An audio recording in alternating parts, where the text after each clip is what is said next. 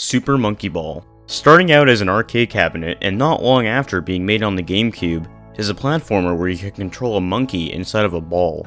Pretty simple, right? While being developed by a division of Sega, it was actually received pretty well with many more sequels on the horizon, including Monkey Ball 2, Deluxe, and even a Monkey Ball Jr. on the Game Boy Advance. Who would have funked that? With the 7th generation of home consoles, the Wii was the first mainstream home console to normalize motion controls into video games, and with this trend, many familiar and well-beloved video game franchises among gamers got their own motion-based adaptations. The biggest example I can think of is on the Wii, with Mario Kart Wii with its new motion controls and having a Wii wheel to help players steer. Well, now you get to control the monkey with motion as well. Yep, you heard that right. On November 19th, 2006, the infamous Nintendo Wii hit store shelves in North America, and one of the first titles that you could get your hands on was Monkey Ball, Banana Blitz. You can control which direction you are and how fast the monkey moves based off your angle and facing direction of your Wii remote, and all you need is the A button to jump. Enough with the chatter, since I think this game actually has work put into it. I'm looking at you, M&M's Kart Racing. I think it's about time to just get into the actual game.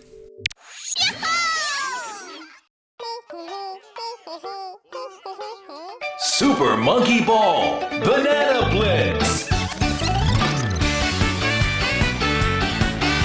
Now, I'm not gonna lie, but this is actually a banger. It's a good way to get me hooked into the game. Now, I'm just gonna quickly get this out of the way. Yes, there is 50 minigames bundled into this game, but I ain't here for any of these silly minigames. I'm here for Monkey Ball. I will say if you take a browse through the collection, you will find some pretty cool stuff mixed in there, but I wouldn't pop in my disc to play any of these games on their own. Most of these are just very forgettable Wii minigames. Nothing to write home about here. I am here for the main game, the game of Monkey Ball.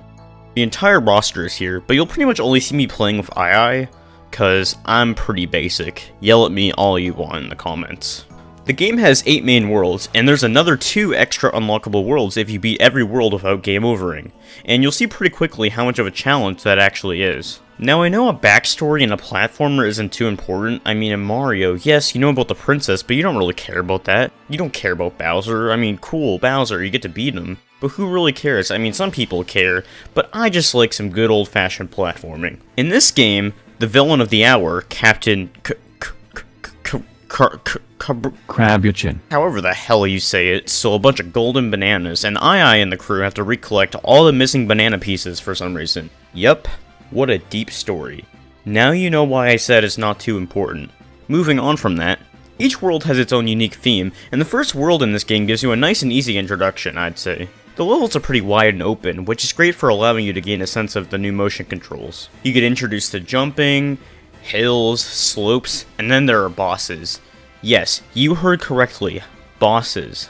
A major new addition to the series is the introduction of bosses at the end of every world.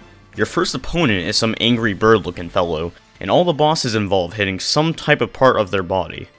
Yeah, kinda weird, but whatever. For example, in World 1, you have to hit the bird's head. And after beating the boss in World 1, you actually get a set of introduction credits that last about 4 minutes. Now, I never understood games that have long credits at the beginning, cause isn't the point of credits to show the people and developers who made the game you just enjoyed and beat?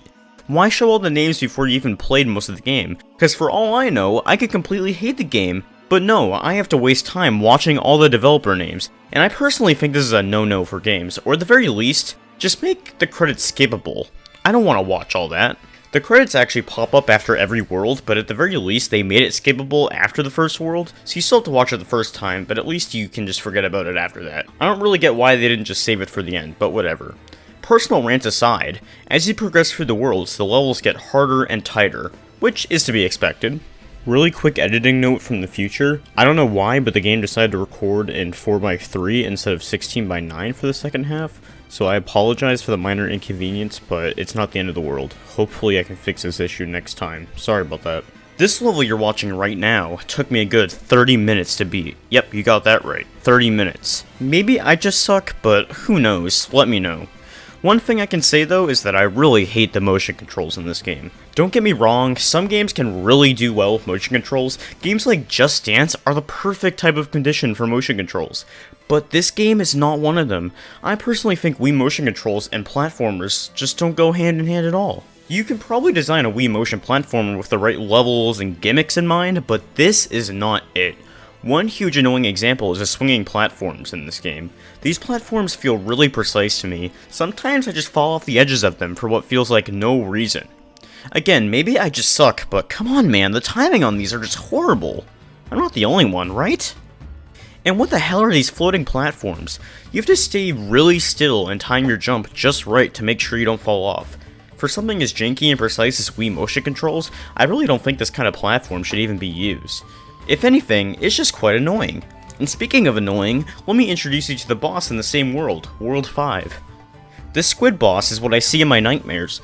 I don't want to go over how many times I died here. With enough time, you can get a quick enough pattern down, but even then, with shaky motion controls, good luck trying to stay alive at the same time. More than likely, you'll just be slapped off by one of the squid's tentacles. Or, your motion controls will say screw you and tilt the wrong way. This boss alone took me around another half an hour to beat.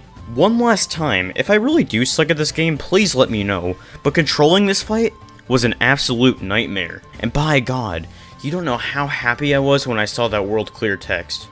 Another gimmick I hate are these stupid hamster wheels. I mean, you have to sit around waiting for them for a while, and then sometimes when you finally get onto one, you don't even get enough time to line up your remote correctly, you just fall off the edge like a moron. This level you're feasting your eyes on right now took me way more time than I'd like to admit, just due to this silly gimmick alone.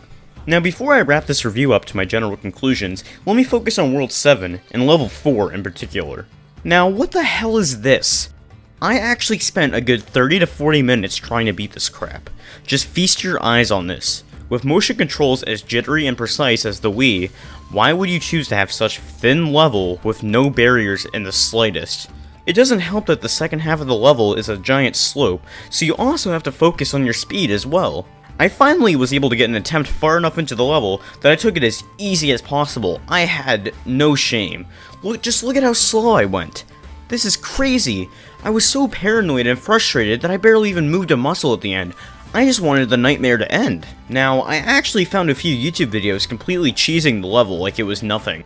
And I commend you for that, because no one wants to play this beam balance of a level. Well, now that I've gotten my frustrations off my chest, let me just take a step back and look at this game as a whole. Before I give you an overall rating, let me just put two factors into mind. Number 1, this was a Wii Launch Title. Now, this shouldn't excuse if this game was good or not, but considering the Wii was such a new console, I have to give the developers some slack, which leads to number 2. Motion controls were still pretty new in gaming. Now, the Wii was the first video game console to mainstream motion controls in gaming as a whole. Whether you'd like to admit it or not, the Xbox Kinect and the PlayStation Move were direct inspirations of the Wii. I don't blame the developers, or publishers for that matter, for wanting to translate existing series into this new field of motion controls, but some of it could have been better, right? The giant hamster ball, tight slopes, spinning platforms, these were not the best ways to introduce players to motion controls. While these kind of gimmicks would make me instantly hate the game, I do have to say it is not the game's fault. I honestly think it is a lack of understanding of the Wii's motion controls, as well as how new the Wii was at the time. If this game was made a few years later down the Wii's line, I think it would have been slightly better, but still not perfect. I really don't think motion controls are the way to go in this game. I really want to love this game, I do, but I really just can't with the platform that it is currently on. Coincidentally, there's actually a new HD remaster of this game coming out on new platforms, which will probably be out at the time of this video. I actually plan to get this remaster, and I'll let you know how it compares in the future. I really do think it is the platform that is hurting, and not the game. You may think that I'm making a video of this just to cash off the remaster, but to be honest, I've been wanting to review this game for a few months now, and I just finally happened to scrap this video together finally. For the fact that the Wii hinders this game, I will give this 6 Wii remotes out of 10. To be honest, if the motion controls were gone, I'd probably bump this up to an 8 because I really do enjoy this game. I really want to love this game. Again, let me know if you want me to take a more critical look at the remaster in the future. What are your thoughts? Do you think the game will remaster the game's critical flaw of motion controls? Do you think I was too harsh on some of the mechanics and gimmicks? Let me know. I hope you guys have a great day, and keep monkeying on. See you later.